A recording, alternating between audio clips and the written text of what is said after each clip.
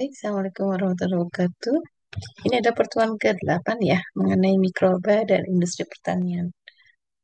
Semoga dari rangkaian mata kuliah bioindustri ini bisa memberikan inspirasi buat kalian mengenai bagaimana mikroba dan biomasa ini bisa menjadi suatu inspirasi bermanfaat bagi berbagai macam lini kehidupan kita. Dan salah satunya adalah di bidang pertanian. Ya, kita lanjutkan. Eh, ya, kondisi pertanian kita ini sebenarnya sangat memprihatinkan ya.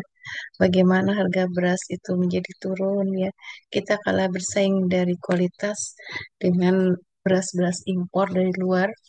Padahal ketika petani itu mengolah banyak sekali modal yang harus dikeluarkan, tidak lagi bisa menggarap sawahnya akibat tekanan ekonomi, budaya, dan kebijakan pemerintah. Karena apa yang sudah dikeluarkan dengan yang diperoleh dari hasil penjualan beras itu tidak sepadan ya, sehingga ini menyebabkan akibatnya kecewaan dan nasib petani itu tidak ada yang baik ya di Indonesia. Semua nasibnya menjadi terpuruk karena harga pembelian sarana prasarana untuk produksi eh, padi ya jauh lebih besar ketimbang daripada hasil penjualan padi itu sendiri. Ya, sehingga hmm, apa ya, dengan harga pupuk yang mahal, kondisi tanah yang rusak akibat penggunaan pestisida kimia yang terus-menerus, ya. Sementara hasil dari pertanian ini dihargai dengan sangat murah. Nah, ini yang menyebabkan kondisi pertanian di Indonesia ini memang sangat memprihatinkan. Ini harus menjadi pemikiran bersama bagaimana mengatasi itu semua. Mengenai tadi kondisi tanah yang semakin memprihatinkan karena kandungan-kandungan haranya sudah semakin eh, menipis dan semakin miskin unsur hara karena kita gunakan beberapa bahan-bahan kimia yang ketika terus-menerus digunakan malah itu akan mematikan beberapa mikroba sehingga tidak lagi dihasilkan senyawa-senyawa nitrogen yang dibutuhkan gitu ya untuk tumbuhnya tanaman.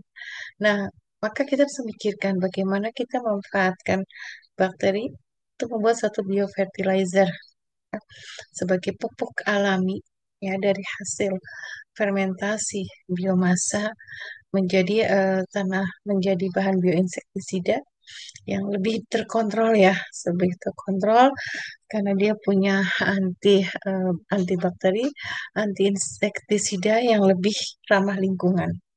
Dan di negara maju pun ini sudah mulai ya, udah mulai menggunakan biofertilizer sebagai pupuk biologi dalam pertanian. Nah, pertanian organik ini semakin banyak berkembang dan beberapa hasil dari produk sayuran organik gitu ya mulai perkenalkan kepada masyarakat ya bahwa itu tidak lagi menggunakan insektisida yang sifatnya kimiawi yang kalaupun dikonsumsi oleh kita itu sangat berbahaya bagi tubuh ya. Karena adanya endapan-endapan zat kimia yang sintetik di dalam tubuh kita itu bisa memicu adanya beberapa penyakit regeneratif. Nah, mikroba yang dibutuhkan itu antara lain adalah Rhizobium, Azospirillum, Azotobacter mycorrhiza yang akan merombak selulase dan sebagai biofertilizer pada pertanian organik, membantu menyediakan hara pada tanaman dan membantu dekomposisi bahan organik, sehingga mendukung pertumbuhan dan produksi tanaman menjadi lebih baik. Ya. Dan kemudian biofertilizer ini bisa kita buat sendiri ya. Para petani harusnya dilatih untuk buat biofertilizer sendiri yang pupuk mengandung mikroorganisme hidup yang memicu pertumbuhan tanaman dan meningkatkan ketersediaan unsur hara dan simulasi pertumbuhan tanaman. Biofertilizer itu memanfaatkan limbah peternakan ya seperti urin ternak yang ditambahkan starter mikroba-mikroba yang bisa terjadinya beberapa produk dari unsur hara dan dia akan meliputi hormon dan anti insektisida ya. Kemudian starter ini adalah berupa mikroba antara lain Azotobacter, Bacillus, Streptomyces, Aspergillus, Saccharomyces, Trichoderma didiamkan dalam urin ternak kemudian difermentasi selama 48 jam ya. Nah, ini akan menghasilkan biofertilizer yang sangat luar biasa gitu ya. Karena ada kandungan hormon dan kandungan bahan anti insektisida lainnya. Nah, kalau Rhizobium itu adalah satu bakteri yang bisa ya mampu mengikat nitrogen dari udara, sehingga memperkaya tanaman kaya akan tanah dan unsur hara kaya akan dengan nitrogen. Nah, klasifikasi Rhizobium leguminosarum itu dia kingdomnya Monera, kelasnya Phylloxera dan Phyllotales, ordonya Phyllotacea itu adalah familinya, dan Rhizobium genus dengan nama spesiesnya Rhizobium leguminosarum. Ya, Rhizobacter itu adalah bakteri yang memang dia tumbuh hidup di dalam jaringan tanaman, karena bakteri ini eh, mampu melindungi tanaman dari serangan patogen.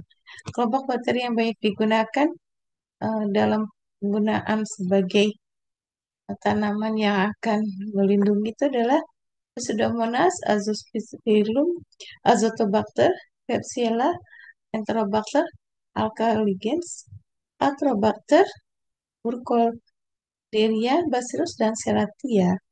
Ya, eh, RPG itu apa sih? Rhizobacteria Plant Growth Promotion. Jadi, eh, dia akan mensimulasi pertumbuhan tanaman dengan menggunakan Rhizobacteria. Dan ini banyak digunakan ya untuk stimulasi dari pertumbuhan tanaman.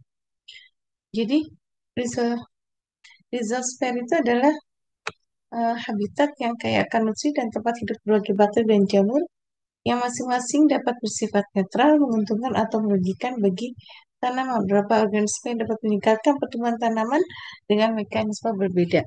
Misalnya Pseudomonas fluorescens dan Trichoderma itu merupakan mikroorganisme yang mampu merangsang pertumbuhan tanaman, melindungi tanaman dari infeksi patogen dengan mekanisme antagonis dan ketahanan terinduksi. Rhizosfer akan dikolonisasi oleh PGPR, Plant Growth Promotion Rhizobacteria, dan PGPF, Plant Growth Promoting Fungi. Jadi ini akan adanya kolonisasi dari Rhizobacteria dan fungi. Ya. Plant Growth Promoting Rhizobacteria itu adalah sejenis bakteri yang hidup di sekitar perakaran rhizosfer daripada tanaman, karena dia akan menyeliputi akar tanaman, ya. Nah, rhizosfer ini hidup di sini gitu. Dia berperan mengikat nitrogen dari udara, sehingga nitrogen ini bisa memperkaya unsur hara dan bisa dimanfaatkan oleh tanaman, ya. Dia hidupnya di akar tanaman, ya. Bagi tanaman, keberadaan bakteri ini akan sangat menguntungkan untuk fisiologi dan pertumbuhan tanaman, karena ini adalah tanaman bakteri yang sangat agresif yang akan mengkolonisasi rhizosfer.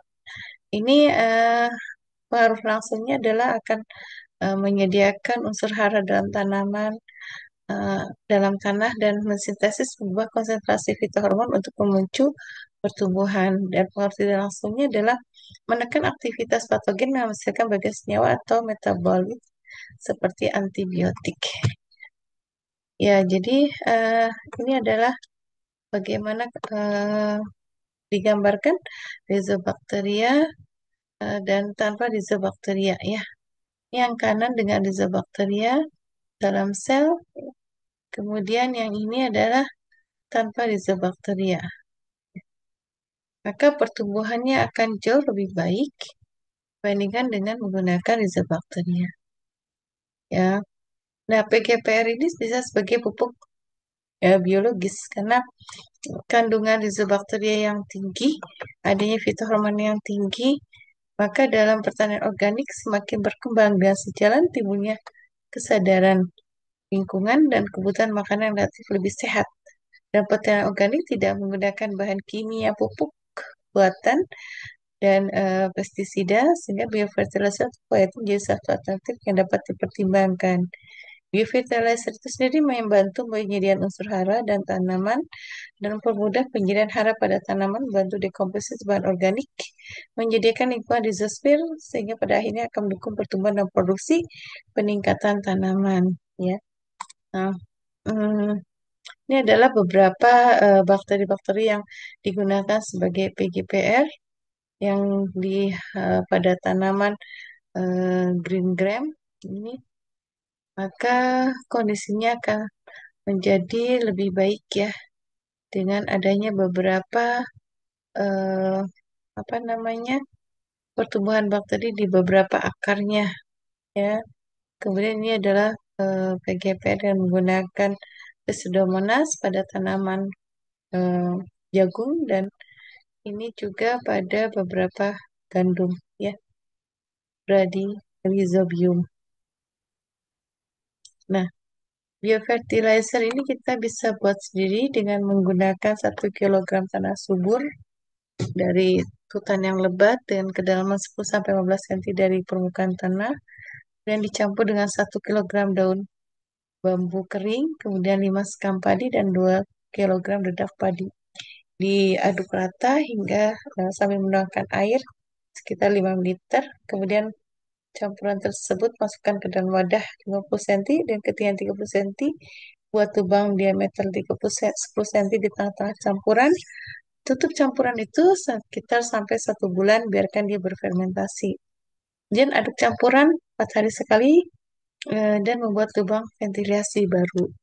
Kemudian baru proses eh, berhasil jika sudah ada lapisan serat putih ya yang menunjukkan adanya jamur di atas permukaannya. Nah, kemudian campuran kering tadi kita aduk rata lagi sehingga dan kita bisa ambil 500 gram, kemudian masukkan ke dalam jaring plastik, kemudian beri molase ya untuk sebagai energi pertumbuhan bakteri. Ya, kemudian masukkan ke dalam wadah 75 liter air tanah atau sumur yang bersih. Masukkan jaring plastik berikut campuran mikroorganisme ke dalam wadah, aduk rata secara terarah, tutup wadah dan biarkan selama 1 bulan di tempat yang teduh.